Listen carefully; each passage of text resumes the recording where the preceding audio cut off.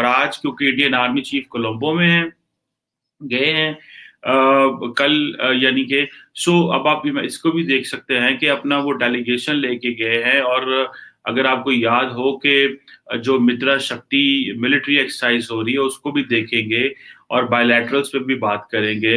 और ये एक 5 दिन का आप समझें कि जो ट्रिप है, ये बहुत लंबा ट्रिप है जिसमें वो वाइड रेंज ऑफ डिस्कशंस कर रहे हैं। अदानी ग्रुप पोर्ट ऑपरेटर है और जो इंडिया के एक बड़े ग्रुप में शुमार होता है, उन्होंने ये ऐलान किया है कि वो ईरान, पाकिस्तान और अफगानिस्तान से कंटेनर कार्गोज रिसीव नहीं करेंगे फ्रॉम नवंबर 5। इंडिया का एक इन्फ्लुएंस है जो कि मजीद श्रीलंका पे है। आज मैं इंडिया श्रीलंका पे बात करूंगा और जिसपे इंडियन आर्मी चीफ भी आज श्रीलंका गए हैं।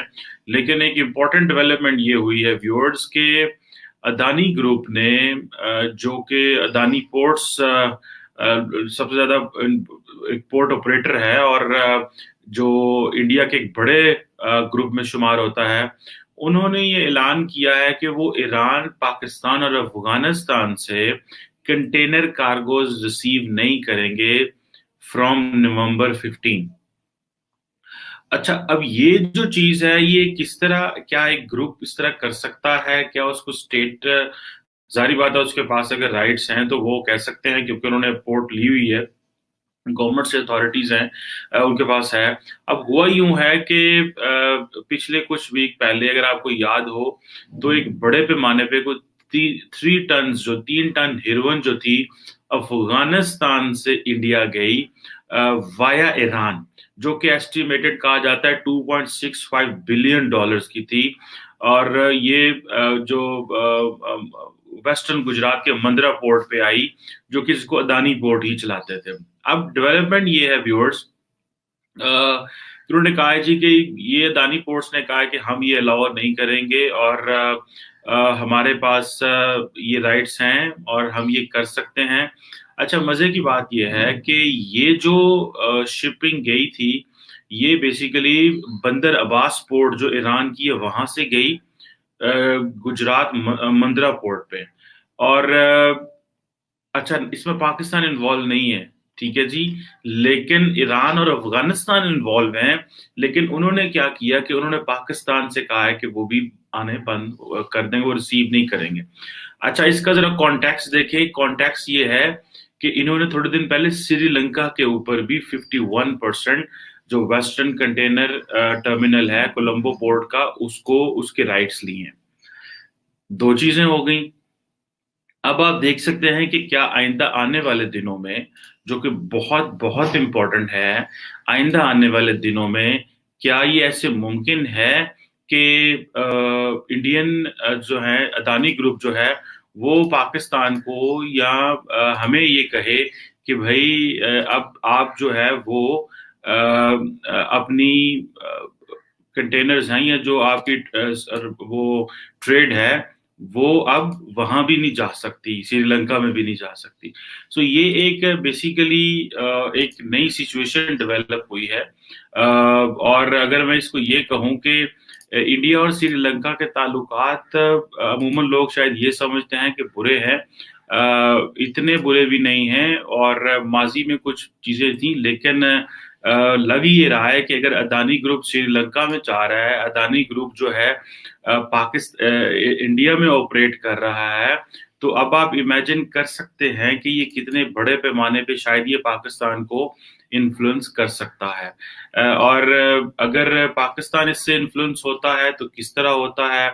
और हमें इसमें ये देखना ये है कि जो इंडियन इन्फ्लुएंस कि मैं आपको बताता हूं कि डेवलपमेंट के हवाले से पॉलिटिकली और इकोनॉमिकली किस तरह इंगेज है। और आज क्योंकि इंडियन आर्मी चीफ कोलंबो में है, गए हैं कल, यानी कि अब आप इसको भी देख सकते हैं कि अपना वो डेलीगेशन लेके गए हैं। और अगर आपको याद हो कि जो मित्रा शक्ति मिलिट्री एक्सरसाइज हो रही है उसको भी देखेंगे और बायलैटरल्स पे भी बात करेंगे। और ये एक 5 दिन का आप समझें कि जो ट्रिप है, ये बहुत लंबा ट्रिप है जिसमें वो वाइड रेंज ऑफ डिस्कशंस कर रहे हैं। अदानी ग्रुप को क्या कहा जा रहा है या अदानी ग्रुप खुद से कर रहा है?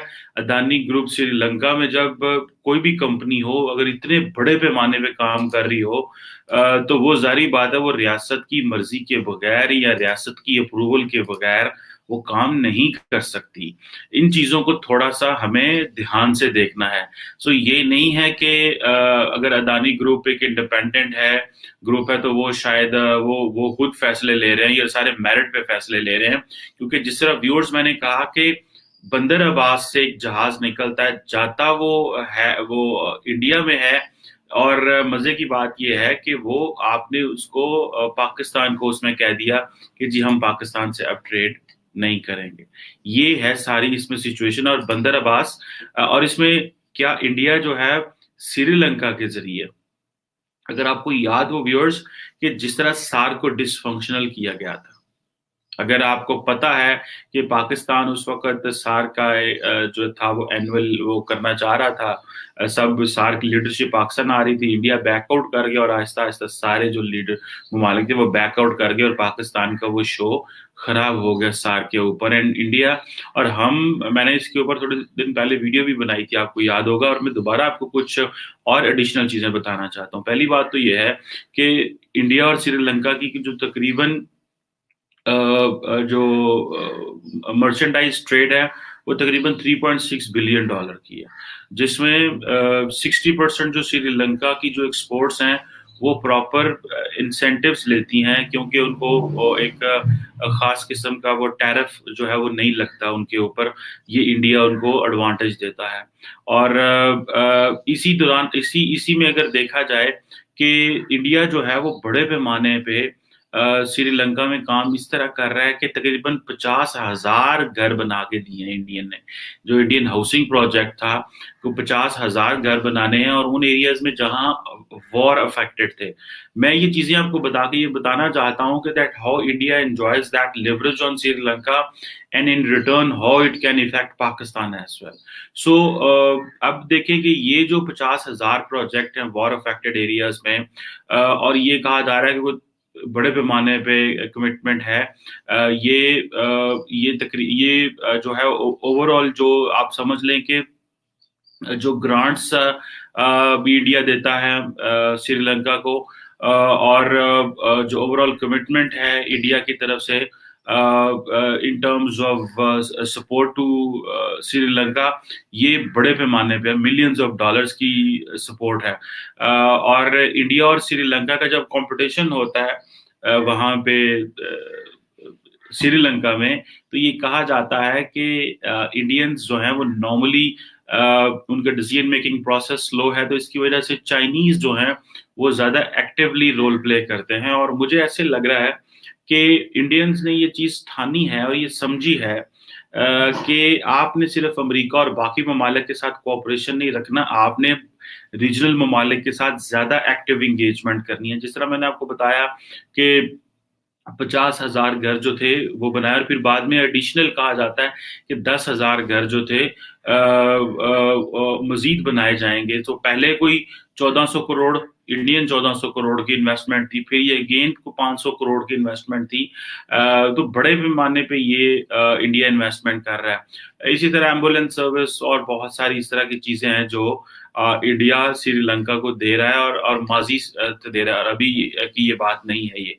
सो इसी तरह जो देखा जाए कि बेशक वो रेलवेज की अपग्रेडेशन का काम हो, उसमें भी इंडिया बड़े पैमाने पे इंडिया ने इन्वेस्टमेंट की हुई है। फिर सोलर प्रोजेक्ट्स में तकरीबन कोई इंडिया ने कुछ $100 मिलियन की इन्वेस्टमेंट है वहां पे।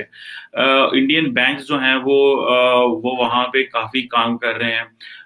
इसके साथ साथ वो अपना पीपल टू पीपल वो जो कांटेक्ट है वो तो एक होते ही है। उन्होंने एक स्वामी विवेकानंद कल्चरल सेंटर भी खोला हुआ है, जो कि इंडियन हाई कमीशन जो है वो बेसिकली उसके जरिए वहां पर ज्यादा काम करता है। सो ये और क्रेडिट भी अच्छा है, भले इंडिया ने श्रीलंका को दिया हुआ है, डिफरेंट शक्ल में क्रेडिट दिया हुआ है। हाउसिंग का तो चलो एक उन्होंने प्रोजेक्ट जो है वो किया, तो लेकिन ये कहा जा रहा है कि तकरीबन $3.5 बिलियन की जो ग्रांट और एड इंडियन गवर्नमेंट ने डेवलपमेंट के हवाले से मानी हुई है कि हम ये देंगे। जैसे मैंने आपको पहले बताया कि जो श्रीलंका है वो इंडिया जो है वो श्रीलंका का सेकंड लार्जेस्ट ट्रेडिंग पार्टनर है, और जिसमें 3.6 बिलियन डॉलर की जो ट्रेड है वो की हुई है। सो आप इससे अंदाजा लगा सकते हैं कि आइंदा आने वाले दिनों में कैसे India they want to get a hold over Sri Lanka. और जिस तरह इंडियन आर्मी चीफ श्रीलंका के अंदर मौजूद हैं, और जिस तरह वो अब एक तो चलो मिलिट्री जो इंगेजमेंट है, दूसरा ये है कि जैसे मैंने पहले कहा था कि ये they are looking Sri Lanka from an Indo Pacific lens. और when India engages with the regional countries, it engages for two reasons. One, एक तो to minimise the role of Sri Lanka, Sri Lanka कह रहा हूँ, चाइना के रोल को मिनिमाइज करने के लिए